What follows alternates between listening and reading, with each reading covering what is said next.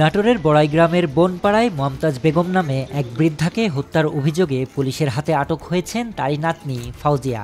বুধবার রাত 11টার দিকে নাটোরের হরিশপুর বাসস্ট্যান্ড এলাকা থেকে অভিযুক্ত ফাউজিয়া ও তার স্বামী মিনারুল আটক হন।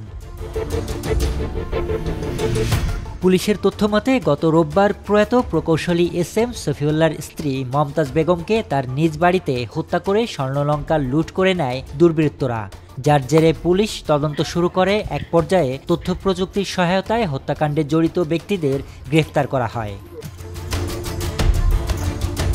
প্রশাসন জানান, হত্যার মূল হোতা ফাউজিয়া এবং তার সহযোগী মিনারুল বৃদ্ধাকে হত্যা করে লুটকৃত গহনা বিক্রি করে পালানোর পরিকল্পনা করে। তবে পুলিশ তাদের এই পরিকল্পনা নস্যাৎ করে দেয়। সেই সাথে আটক হওয়া দুজনের বিরুদ্ধে প্রয়োজনীয় আইনানুগ ব্যবস্থা নেওয়া হবে বলে জানিয়েছে প্রশাসন।